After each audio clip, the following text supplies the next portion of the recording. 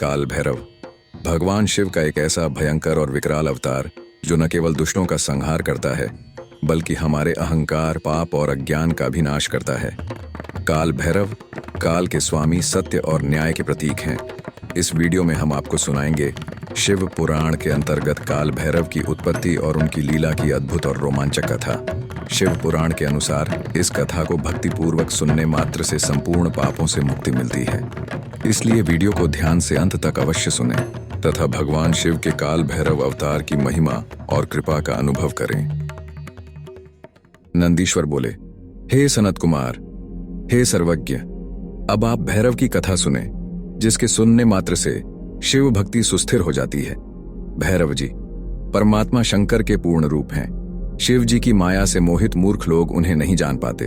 हे सनत कुमार, चतुर्भुज विष्णु तथा चतुर्मुख ब्रह्मा जी भी महेश्वर की महिमा को नहीं जान पाते हैं। इसमें कोई आश्चर्य नहीं है, क्योंकि शिव जी की माया दुर्जेय है। उसी माया से मोहित होकर ये सभी संसारी लोग उन परमेश्वर की पूजा नहीं करते हैं। यदि वे परमेश्वर स्वयं ही अपना ज्ञान करा दें, तभी वे सभी लोग उन्हें जान सकते हैं।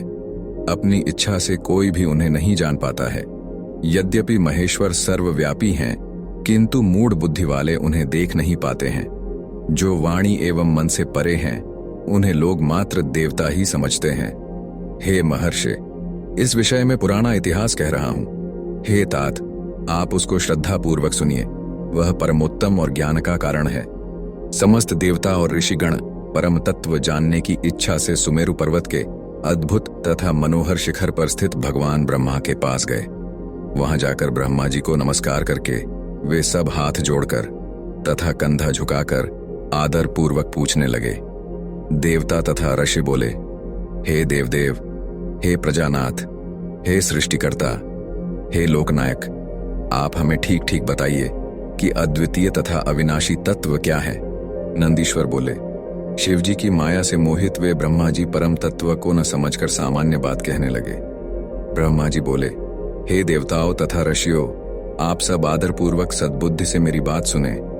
मैं यथार्थ रूप से अव्यय परम तत्व को बता रहा हूँ। मैं जगत का मूल कारण हूँ। मैं धाता, स्वयंभू अज, ईश्वर, अनादिभाग, ब्रह्म, अद्वितीय एवं निरंजन आत्मा हूँ।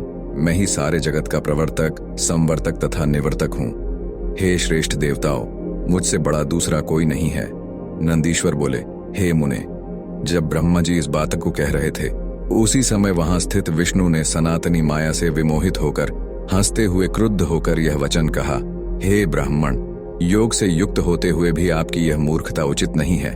परम तत्व को न जानकर आप यह व्यर्थ बोल रहे हैं। संपूर्ण लोकों का कर्ता परम पुरुष परमात्मा, यज्ञ स्वरूप नारायण, मायाधीश एवं परम गति प्रभु मैं ही हूँ। हे ब्राह्मण, आप मेरी आज्ञा से ही इस सृष्टि की रचना करते हैं। मुझ ईश्वर का अनादर कर यह जगत किसी भी प्रकार जीवित नहीं रह सकता। इस प्रकार परस्पर तिरस्कृत होकर वे दोनों ही, अर्थात ब्रह्मा एवं विष्णु, मोहवश एक दूसरे को जीतने की इच्छा कर आपस में विवाद करते हुए अपने अपने विषय में वेद प्रामाण्य की अपेक्षा से प्रमाण तत्वज्ञ, मूर्तिधारी चारों वेदों के पास जाकर पूछने लगे। ब्रह्मा एवं विष्णु बोले, हे वेदों, आप लोगों का सर्वत्र प्रामाण्य है और आप लोगों को परम प्रतिष्ठा भी प्राप्त हुई है।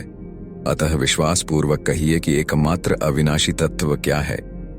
नंदीश्वर बोले, उन दोनों का यह वचन सुनकर रक आदि सभी वेद परमेश्वर शिव का स्मरण करते हुए यथार्थ बात कहने लगे। हे सृष्टि स्थितिकर्ता, सर्वव्यापी देवो, यदि हम आप लोगों को मान्य हैं, तो आप लोगों के संदेह को दूर करने वाले प्रमाण को हम लोग कह रहे हैं। नंदीश्वर बोले, वेदों के द्वारा कही गई विधि को सुनकर ब्रह्मा एवं विष्णु ने वेदों से कहा कि जो कुछ भी आप लोग कहेंगे वही प्रमाण हम लोग मान लेंगे। अतः तत्व क्या है, इसे भली भांति कहें। ऋग्वेद बोला, जिनके भीतर संपूर्ण भूत स्थित हैं, जिनसे सब कुछ प्रवृत्त होता है एवं जिन्हें परम तत्व कहते हैं, वे एकमात्र रुद्र ही हैं। यजुर्वेद बोला, मनुष्य योग एवं समस्त यज्ञों के द्वारा जिन ईश्वर की आराधना करता है और जिनसे निश्चय ही हम लोग प्रमाणित हैं, वे एकमात्र सबके दृष्टा शिव ही परम तत्व है। सामवेद बोला, यह जगत जिनके द्वारा भ्रमण कर रहा है, योगी जन जिनका चिंतन करते हैं, और जिनके प्रकाश से यह संसार प्रकाशित हो रहा है, वे एकमात्र त्रयंबक शिव ही परम तत्व हैं। अथर्ववेद बोला, जिनकी भक्ति का अनुग्रह प्राप्त कर भक्तजन उनका साक्षात्कार करते हैं, उन्हीं दुख रहित एवं कैवल्य स्वरूप एकमात्र शंकर को परम तत्व कहा गया है। नंदीश्वर बोले, वेदों का यह वचन सुनकर शिवजी की माया से अत्यंत विमोहित ब्रह्मा एवं विष्णु अचेत से हो गए। फिर मुस्कुराकर उन वेदों से कहने लगे। ब्रह्मा एवं विष्णु बोले, हे वेदों, आप लोग चेतनाहीन होकर यह क्या प्रलाप कर रहे हैं? आज आप लोगों को क्या हो गया है? अवश्य ही आप लोगों का सारा श्रेष्ठ ज्ञान नष्ट हो गया है। प्रमथनाथ, दिगंबर, पीत वर्ण वाले, धूलिधूसरित, निरंतर पार्वती के साथ रमण करने वाले, अत्यंत विकृत रूप वाले, जटाधारी, बैल पर सवारी करने वाले तथा सर्पों का आभूषण धारण करने वाले, वे शिव निःसंग परम ब्रह्म किस प्रकार हो सकते हैं? उस समय उन दोनों की इस बात को सुनकर सर्वत्र व्यापक तथा निराकार प्रणव ने मूर्तिमान प्रकट होकर उनसे कहा। प्रणव बोला, लीला रूपधारी हर भगवान रुद्र अपनी शक्ति के बिना कभी भी रमण करने में समर्थ नहीं होते। ये परमेश्वर शिव सनातन तथा स्वयं ज्योति स्वरूप हैं और ये शिवा उन्हीं की आह्लादिनी शक्ति है, अतः आगंतुक नहीं है, अपितु उन्हीं के समान नित्य तथा उनसे अभिन्न है। नंदीश्वर बोले, उस समय ओमकार के इस प्रकार कहने पर भी शिव माया से मोहित ब्रह्मा एवं विष्णु का अज्ञान जब दूर नहीं हुआ, तब उसी समय अपने प्रकाश से पृथ्वी तथा आकाश के अंतराल को पूर्ण करती हुई एक महान ज्योति उन दोनों के बीच में प्रकट हो गई। हे मुने, उस ज्योतिषमूह के बीच में स्थित एक अत्यंत अद्भुत शरीर वाले पुरुष को ब्रह्मा एवं विष्णु ने देखा। तब क्रोध के कारण ब्रह्मा जी का 5वां सिर जलने लगा कि हम दोनों के मध्य यह पुरुष शरीर को धारण किए हुए कौन है। जब तक ब्रह्मा जी यह विचार कर ही रहे थे कि इतने में उसी क्षण वह महापुरुष त्रिलोचन नील लोहित सदाशिव के रूप में दिखाई पड़ा। हाथ में त्रिशूल धारण किए, मस्तक पर नेत्र वाले, सर्प एवं चंद्रमा को भूषण के रूप में धारण किए, उन्हें देखकर मोहित हुए ब्रह्मा जी हंसते हुए कहने लगे। ब्रह्मा जी बोले, हे नीललोहित, हे चंद्रशेखर, मैं तुम्हें जानता हूं, डरो मत। तुम पूर्व समय में मेरे ललाट प्रदेश से रोते हुए उत्पन्न हुए थे। पहले मैंने ही रोने के कारण तुम्हारा नाम रुद्र रखा था। हे पुत्र, मेरी शरण में आओ, मैं तुम्हारी रक्षा करूंगा। नंदीश्वर बोले, हे मुने। उसके बाद ब्रह्मा की अहंकार युक्त वाणी सुनकर शिवजी अत्यंत क्रोधित हुए। उस समय ऐसा प्रतीत हो रहा था मानो प्रलय कर देंगे। उस समय परमेश्वर शिव अपने क्रोध के द्वारा परम तेज से दे दीप्यमान भैरव नामक एक पुरुष को उत्पन्न करके प्रेम पूर्वक उससे कहने लगे। ईश्वर बोले, हे काल भैरव, सर्वप्रथम तुम इस पद्मयोनि ब्रह्मा को दंड दो।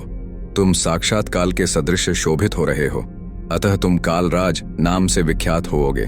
तुम संसार का पालन करने में सर्वथा समर्थ हो, उसका भरण पोषण करने से तुम भैरव कहे गए हो। तुमसे काल भी डरेगा, अतः तुम काल भैरव कहे जाओगे। तुम रुष्ट होने पर दुष्ट आत्माओं का मर्दन करोगे, इसलिए सर्वत्र आमर्दक नाम से विख्यात होओगे। तुम भक्तों के पापों का तत्काल भक्षण करोगे, इसलिए तुम्हारा नाम पाप भक्षण भी होगा। हे कालराज, सभी पुरियों से श्रेष्ठ जो मेरी मुक्तिपुरी काशी है, तुम सदा उसके अधिपति बनकर रहोगे। वहां जो पापी मनुष्य होंगे उनके शासक तुम ही रहोगे। उनके अच्छे बुरे कर्म को चित्रगुप्त लिखेंगे। नंदीश्वर बोले, काल भैरव ने इस प्रकार के वरों को प्राप्त कर अपनी बायों अंगुलियों के नखों के अग्रभाग से ब्रह्मा का 5वां सिर तत्क्षण ही काट डाला। जो अंग अपराध करता है उसी को दंड देना चाहिए, अतः जिस सिर ने निंदा की थी उस 5वें सिर को उन्होंने काट दिया। उसके बाद ब्रह्मा के सिर को कटा हुआ देखकर विष्णु बहुत भयभीत हो गए और शतरुद्रीय मंत्रों से भक्तिपूर्वक शिवजी की स्तुति करने लगे। हे मुने, तब भयभीत हुए ब्रह्मा जी भी शतरुद्रीय मंत्र का जप करने लगे। इस प्रकार वे दोनों ही उसी क्षण अहंकार रहित हो गए। उन दोनों को यह ज्ञान हो गया कि साक्षात शिव ही सच्चिदानंद लक्षण से युक्त परमात्मा गुणातीत तथा पर ब्रह्म है। हे सनत कुमार, हे सर्वज्ञ, मेरा यह उत्तम शुभ वचन सुनिए। जब तक अहंकार रहता है तब तक विशेष रूप से ज्ञान लुप्त रहता है। अहंकार का त्याग करने पर ही मनुष्य परमेश्वर को जान पाता है। विश्वेश्वर शिव अहंकारी के अहंकार का नाश करते हैं, क्योंकि वे गर्वापहारक कहे गए हैं। इसके बाद ब्रह्मा तथा विष्णु को अहंकार रहित जानकर परमेश्वर महादेव प्रसन्न हो गए और उन प्रभु ने उन दोनों को भय रहित कर दिया। प्रसन्न हुए भक्तवत्सल महादेव उन्हें आश्वस्त करके अपने दूसरे स्वरूप उन कपर्दी भैरव से कहने लगे। महादेव बोले, हे भैरव, ये ब्रह्मा एवं विष्णु तुम्हारे मान्य हैं। हे नीललोहित, तुम ब्रह्मा के कटे हुए इस कपाल को धारण करो और ब्रह्महत्या को दूर करने के लिए संसार के समक्ष व्रत प्रदर्शित करो। कपाल व्रत धारण कर तुम निरंतर भिक्षाचरण करो। इस प्रकार काल भैरव से कहकर उनके देखते ही ब्रह्महत्या नामक कन्या को उत्पन्न कर तेजो रूप शिवजी ने उससे कहा, तुम उग्र रूप धारण करने वाले इन भयंकर काल भैरव के पीछे पीछे तब तक चलो जब तक ये वाराणसी पुरी तक नहीं जाते। इनके वाराणसी में जाते ही तुम मुक्त हो जाओगी।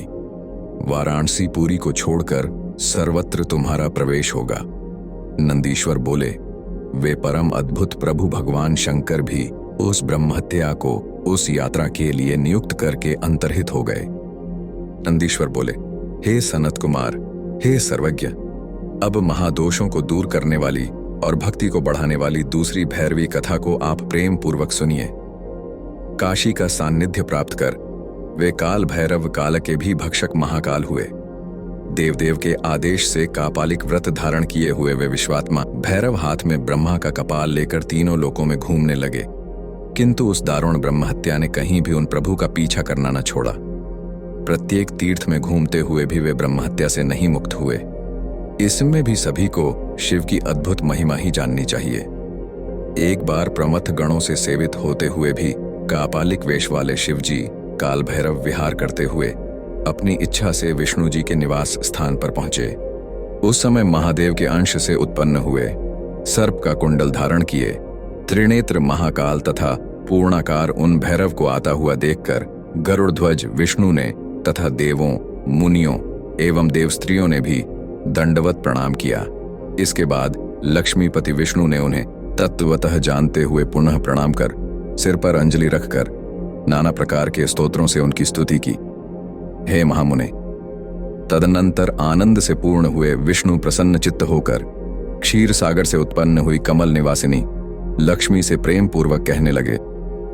विष्णु जी बोले, हे प्रिय, हे कमल नयने, हे सुभगे, हे अनघे, हे देवी, हे सुश्रोणी, देखो तुम धन्य हो और मैं भी धन्य हूं, जो कि हम दोनों जगतपति शिव का साक्षात दर्शन कर रहे हैं।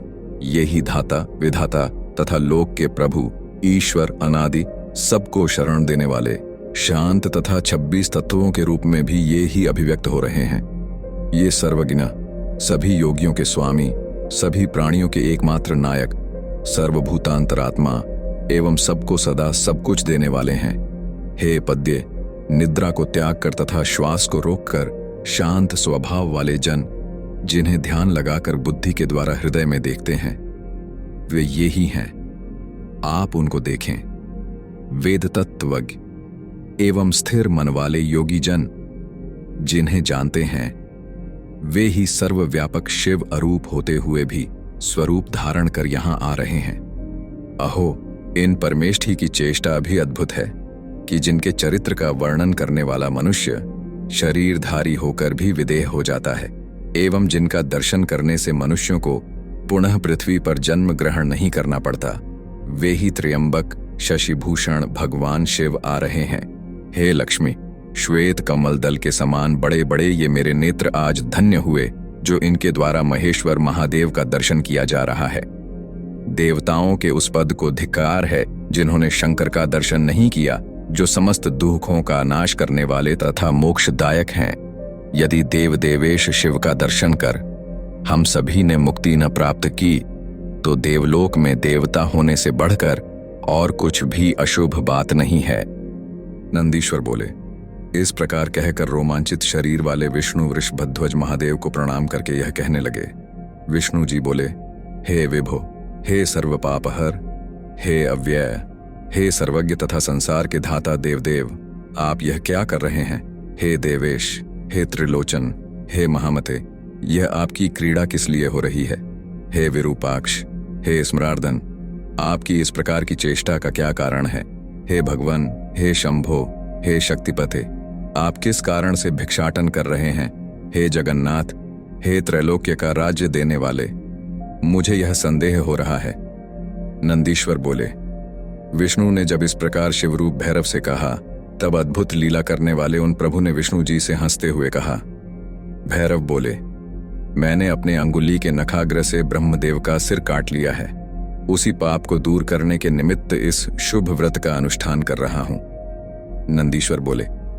महेश रूप भैरव के इस प्रकार कहने पर लक्ष्मीपति कुछ स्मरण करके सिर झुकाकर पुनः इस प्रकार कहने लगे।